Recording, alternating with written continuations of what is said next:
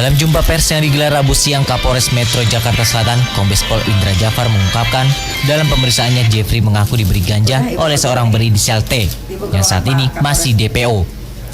Polisi kemudian melakukan tes urin terhadap Jeffrey dan dinyatakan positif menggunakan ganja. Jeffrey menggunakan ganja untuk konsumsi sehari-hari karena susah tidur. Penangkapan Jeffrey berawal dari tersangka membeli kertas putih atau papir. Polisi yang curiga kemudian melakukan pengembangan dan penggeledahan di sebuah apartemen milik Jeffrey di kawasan Kemang, Jakarta Selatan. Di lokasi tersebut, petugas menemukan ganja seberat 6,01 gram yang disimpan dalam lemari pendingin. Yang bersangkutan diamankan dan dibawa. Tapi ini masih kita lakukan pemeriksaan, kita kembangkan terus. Termasuk juga ada pemasok yang saat ini masih kita DPO dengan inisial T. Ini masih kita terus kembangkan. Siapa pemasok yang diberikan kepada tersangka. Mau apapun alasannya, pasti nggak membenarkan perbuatan saya. Alasannya karena saya nggak bisa beristirahat dengan baik. Sangat tegang karena persiapan film juga. Atas perbuatannya tersangka dijerat Undang-Undang RI Nomor 35 Tahun 2009 tentang narkotika. Muhalko Pandi, JAK TV. Ya, dan pemirsa, untuk membahas tema kita pada hari ini, yaitu mengenai fenomena artis dan narkoba, di studio telah bersama kami Kasat Narkoba Jakarta Selatan, Kompol Vivik Cangkung. Apa kabar Ibu? Kabar baik. Sehat Bu ya? Sehat. Baik, ini Bu, lagi-lagi artis terjerat narkoba. Dan ini yang terakhir informasinya adalah Jeffrey Nicole. Ya. Dan informasinya ini ditemukan di dalam lemari pendingin ataupun lemari es. Ini sebenarnya kronologis dan sebenarnya apakah memang tidak memberi efek jerah Bu? Kalau kronologisnya sebenarnya ini berawal dari tim piket dari Res Narkoba Jakarta Selatan. Memang kita punya kegiatan tiap hari piket harus melakukan patroli di tempat-tempat rawan atau dianggap nyaman untuk melakukan tindakan penyalahgunaan narkoba.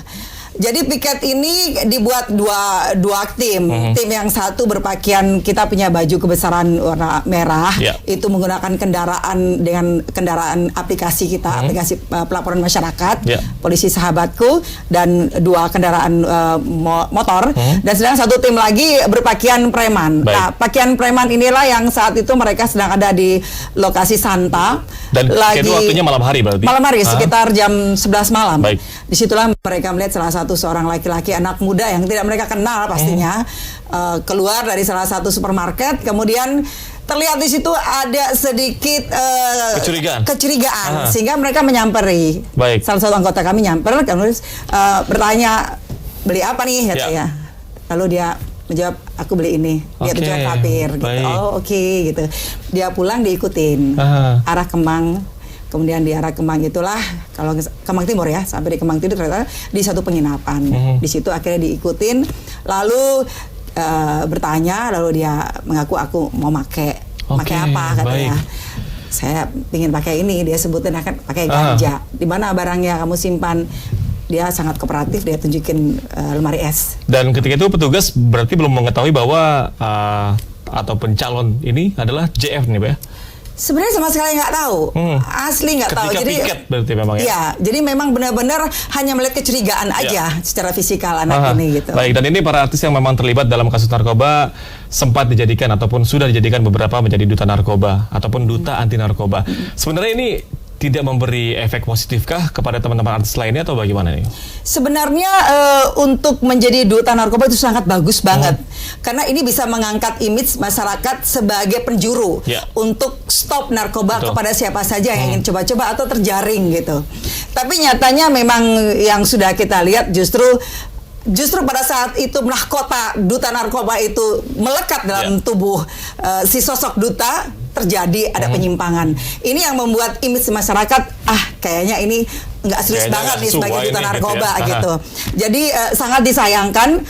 Dari kami Res Narkoba Jakarta Selatan, kami sangat ingin sekali membuat sesuatu fenomena agar para artis atau siapapun yang melihat bahwa kasus narkoba yang menimpa di seluruh wilayah Indonesia, terutama wilayah Jakarta Selatan, ini sudah sangat warning. Karena kita lihat banyak sekali penangkapan dan barang bukti yang tidak sedikit. Dan ini membuktikan bahwa jaringan narkoba sudah sangat kental sekali dengan wilayah Indonesia khususnya ya, bahwa ini adalah santapan yang sangat enak untuk dijadikan sarang bisnis yang menggiurkan. Gitu. Nah ini kalau kita juga mengetahui dari bulan Januari hingga Juli 2019 ini bisa dikatakan hampir belasan artis terlibat narkoba. Sebenarnya dampak dari ataupun artis ini telah terlibat tidak memberikan efek jerah kah, Bu? Sangat disayangkan. Saya yakin betul bahwa rekan-rekan artis yang benar-benar merasa bahwa ini mereka benar menjadi seorang artis yang bersih dari narkoba, ini mereka benar-benar menyesal. Tapi kepada teman-teman artis yang sudah terjerat atau sudah masuk dalam jaringan narkoba, masih kurang begitu percaya diri. Nah ini yang sangat disayangkan. Kurang percaya diri. Kurang percaya diri bahwa tanpa narkoba itu bisa lakukan kegiatan-kegiatan positif keartisannya.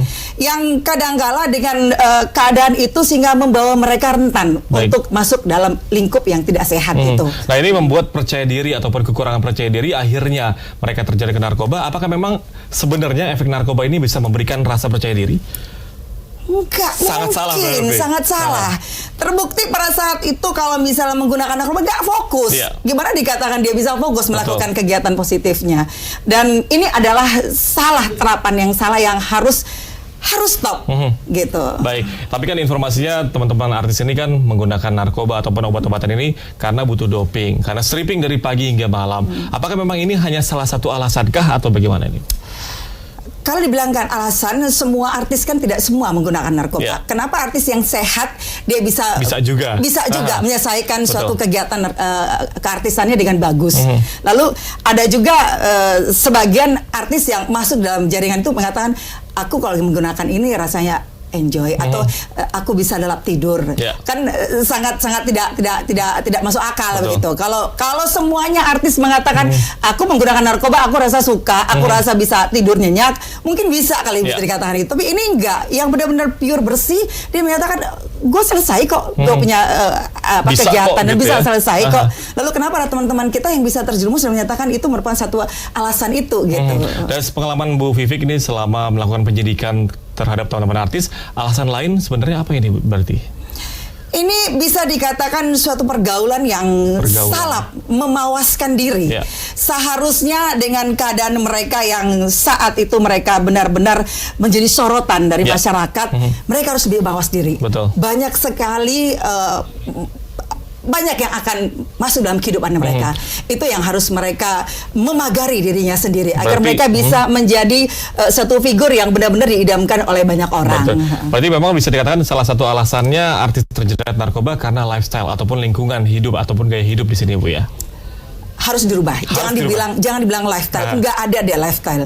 Buktinya orang yang menggunakan narkoba, lihat dia dari tubuhnya mereka, dari wajah, dari penampilannya akan lusuh dan tidak terlihat bagus gitu. Dikatakan lifestyle di mananya gitu loh. Baik. Nah, ini kan dan untuk penangkapan ini apakah memang para artis ini sudah dalam pantauan petugas sebelumnya atau memang dari Bu Vivik sendiri sudah bersama tim seperti dari kemarin kan dari piket ataupun lapor masyarakat? Iya. Tadi saya sudah katakan bahwa ini pure, kita sama sekali tidak punya target tertentu. Itu sama sekali nggak ada. Pure. Ini aku nggak bohong. Ngapain sih aku bohong? Pure gitu. Jadi benar-benar sama sekali kita nggak tahu siapa dia gitu. Dan bisa kami akan kembali usaha jeda berikut ini, tetaplah bersama kami.